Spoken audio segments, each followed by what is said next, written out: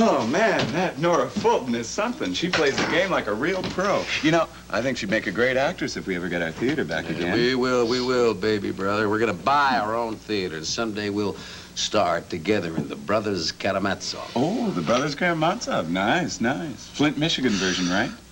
Right. Flint. Ow. What? Listen, I hate to interrupt this distinguished acting team, but I gotta go pick up Buffy. Later on, dude. Yeah, grin and bear it, Quoth Man.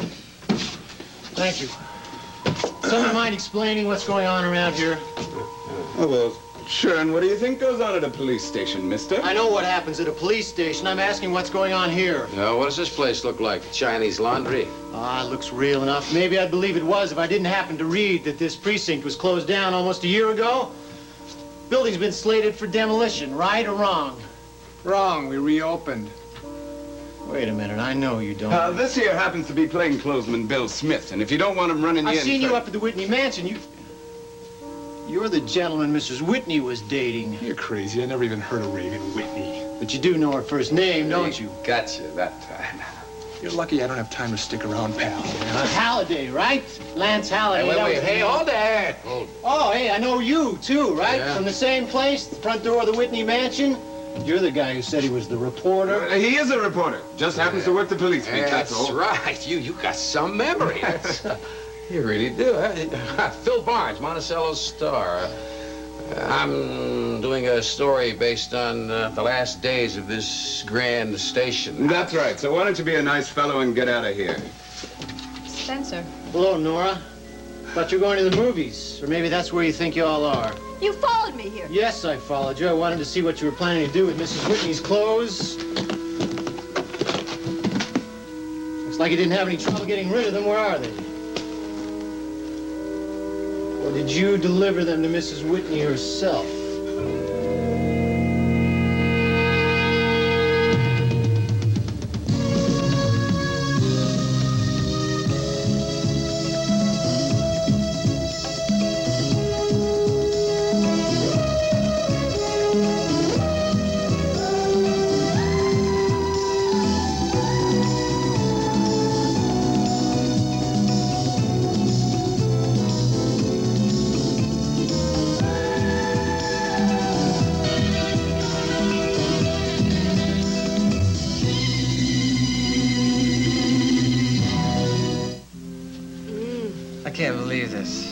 Somebody told me a week ago we'd be sitting here eating pizza and talking over it. I said they were crazy.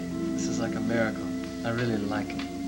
Well, the miracle's gonna be if we don't get heartburn from this pepperoni. Oh, yes, I know all about heartburn. I knew this girl once that said she'd never see me again, and I'm telling you, the pain. Well, you've heard of a woman's prerogative, haven't you? To change her mind? Oh, I thought the women of the 80s gave up that prerogative. Oh, no. They just extended it to men. You have such a big heart. I really like your heart. I think we ought to take this a little slow. I mean, we've gone through mega change here. Boy, that's the truth. This has been like a 3-act play. Maybe you ought to produce it. Yes. Act 1. Boy meets girl. Only wrong boy and wrong girl. No. The girl was right. The boy was all wrong. He was playing games trying to convince the girl he was someone other than he was. And boy fooled girl. Oh, boy, how boy fooled girl. Oh, Jim, I thought you were him. I really thought you were my bandage lover from Lucerne. Yeah, I started to believe that I was him myself. Then, Act 2. Boy loses girl. Yeah, girl finds out boy is phony. Oh, God.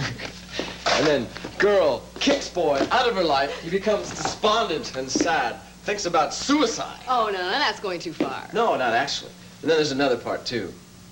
Boy turns out to be coward. Then Act 3. Girl changes mind. Sees that boy is just a pathetic clown who is harmless, who just wants love, affection, attention. But there's got to be an end to this story. I guess we don't know what that is yet.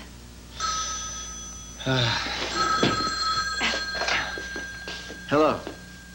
Yeah, what? You better get over here right now, Pally. We got troubles. What's happened? The roof just fell in. You better bring your lawyer's suit, too. We're gonna need a mouthpiece. I can't leave now. I do it now. Otherwise, we're all gonna wind up in a real jail. Okay. You won't believe this. It was the pizza parlor. They're recalling pepperoni. No, I have to go somewhere. Oh, Jim, where? It's too complicated to explain right now. Well, try. You're an articulate fellow. It's something that I've wanted to talk to you about for a couple of days. It's this crazy acting project that I've gotten involved in. And that project's more important than this project. No. Look, please, just bear with me, okay? I'll call you later and tell you all about it. Okay. Forgive me.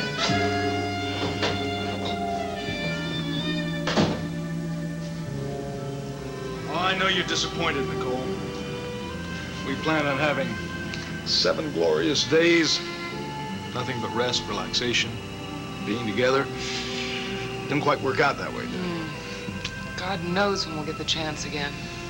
The odds on both of us being free at the same time are getting astronomical. Oh, the planets do get into conjunction now and then, right? The moon crosses the sun meets the moon. We will have our chance. Besides, we don't need vacations to be together. We are always together, even when we're apart. Oh, God. You're not going to make everything better with those honeyed words. Not going to buy that. No. All right, I'll try to do better. Here, I'll make you a promise. In another month or two, when the workload really lightens, we can take a real vacation, huh? Maybe Europe, desert island, your choice. I won't hold my breath. I'm not going to complain either. No. I don't need a desert island. I don't need Europe.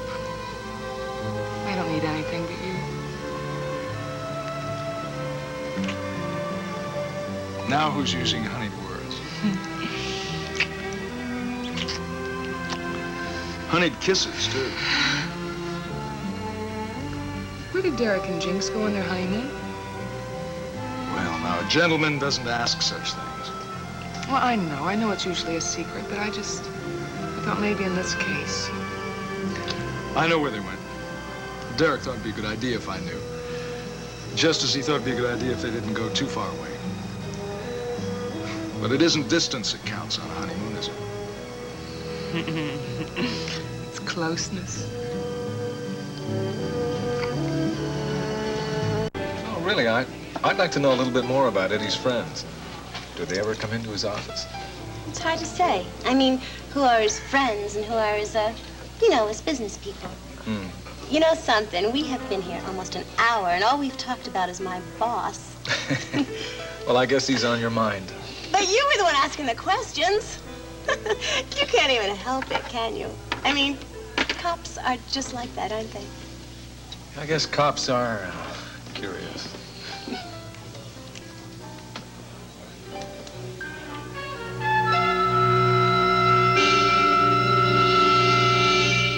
Terrific dinner. I never thought a place that looked so crummy you could have such good food.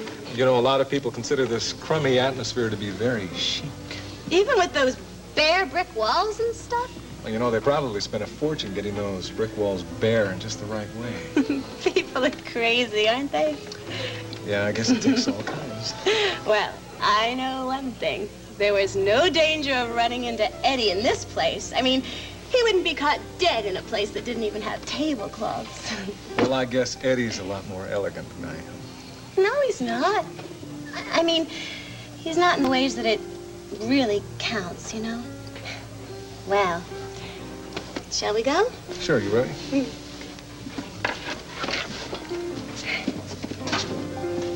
Here, let me take that.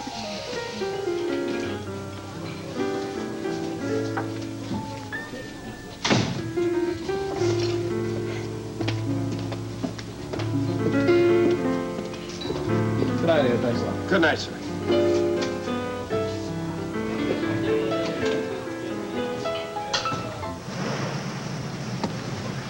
Why don't you wait here a second? I'm gonna get the car, okay? Whatever you say. Go ahead, mister. I'll watch the lady for you. What did you say? I said I'll watch your lady friend for you. Make sure nobody walks off with her. Hey, I think you better come with me. It's just around. Is this your husband, miss, or you opened the office? You got a really big mouth, mister. Have you thought of surgery? Are you a surgeon? No, but I am a police officer. Oh, I'm scared. So what do you say, baby? You want to ditch this jerk, take your chances with me? For heaven's sake. Come on, Damien, let's go. Just wait a minute. I don't know if you're drunk or stoned or maybe just plain stupid, but this is my day off.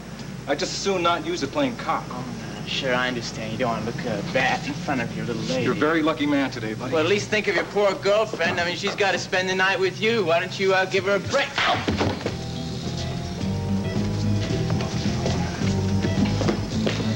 Stop complaining. Oh, are you all right? Yeah, it was a cop. What happened? Do you believe it? He hit me for no reason. God.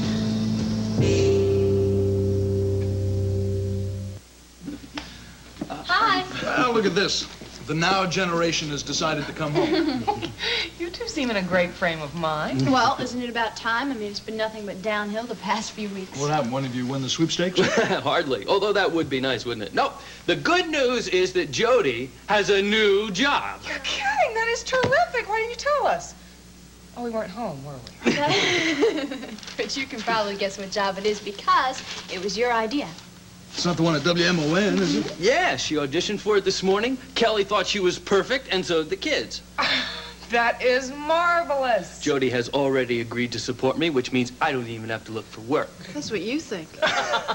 I'm delighted, Jody. Oh, you deserve something good to happen after all the dismal events of the past few weeks. Yeah, I feel kind of guilty being so happy right after my mother's death. You know, I've really been having bad dreams about that awful man. But I've never heard you describe him that way. Why do you say he's awful? I don't know. I'm not really sure why I said that. For all I know, he could have been very nice to my mother. He was the only person besides you who went to go visit her when she was ill. At least that's what Mrs. Ingersoll said. Yeah, that's true. I guess I really have no reason to think so badly of him. I don't know. Maybe it was just the way he looked. The way he looked, I've never heard you describe him. Maybe it was just the way he looked at me.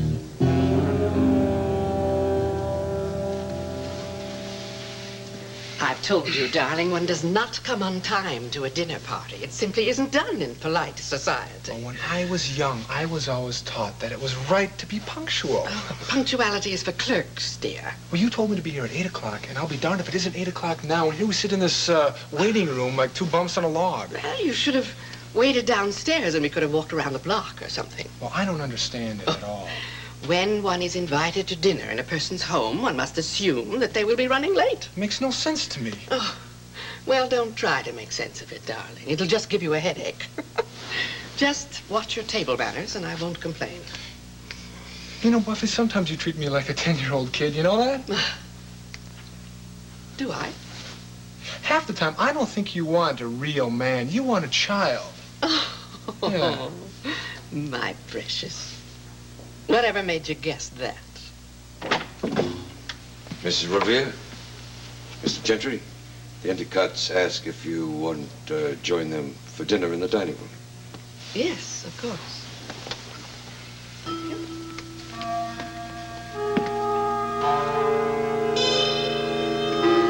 Hey, it's just a joke. Spence, old buddy, it's just one big joke, this whole thing. You know, as a matter of fact, we were just about ready to let Mrs. Whitney go right when you walked in. Right. She's fine, no kidding. We've been feeding her well. And clothing her well. Yeah. Oh, hey, well, I want you to meet the head man around here. Since when? Jim Diedrichson. He's a well-known acting coach. Maybe you've heard of him. You tell him, Jim. Mr. Varney here, he works at the Whitney Mansion, and he thinks we've kidnapped the lady of the house or something. Why don't you have anything to say, Nora? You've already heard the truth, Spencer. Why making a fuss about a little prank? Okay, cut. This thing's gone far enough. This thing's gotten out of hand, and I think the best place to stop it is here. Hey, let's not get carried away, Jim. That's just what we've been doing, is getting carried away, and I think it's time that Mr. Varney, is it? And Raven's maid go down. Oh, I'm a secretary. Thank you. Okay, I think they ought to go down and get Raven and get her out of that fake cell and take her home. I think that is a very good idea. Now, Nora, you can show me the way. Obviously, you know where it is. Well, hold it, you guys. I mean, who makes the decisions around here, huh? I thought I was the head. Yeah, you're a head man. I suggest you get out of the way, Hector, pal. you use it. Stay away from that door. Hey, the fun and games are over. This is no game. It's for real, and this gun is loaded. Hector, what are you doing? It's a pretty serious joke when you have to use real guns. Wait a minute. Tell him the truth. This isn't a joke at all. It's a business deal.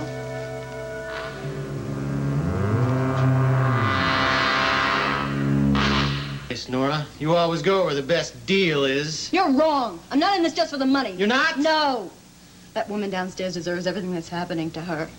Her husband killed the only man I ever cared about. Well, then why don't you lock up her husband? Because he's dead. But she's alive. You can bet she was in on it with him. Smiley, come on. We got to figure out what we're going to do with this guy. It's obviously what we ought to do with him. We ought to let him and Raven go and just hope they don't go run into the police. Yeah, right. That's terrific. That's right. You go to the front of the class for brains, counselor. That's terrific, huh? It's rotten. It stinks. It's dumb. You're not head man anymore, huh? Just tell me one thing. How did you expect to profit from this stunt? Where was the money supposed to come from? Go on, tell him, Smiley. You told him everything else. I'm gonna raise the money with bail.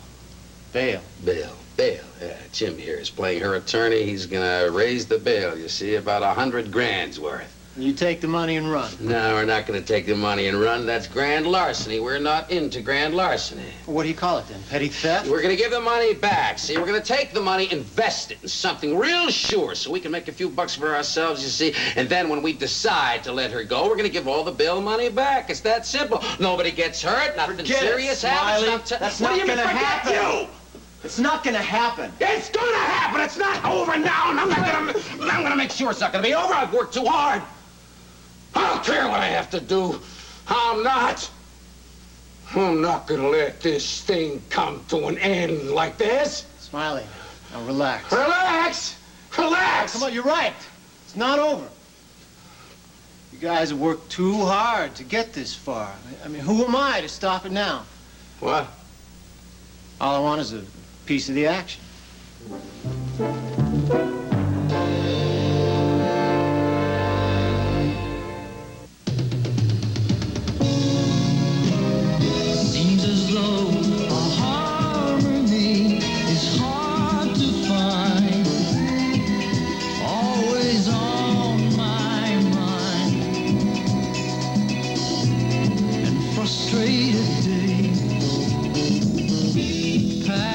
Will outside the edge of night, half dark, half light.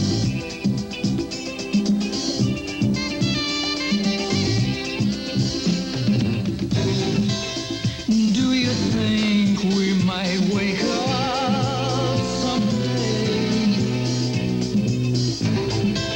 and be aware of all the games people play?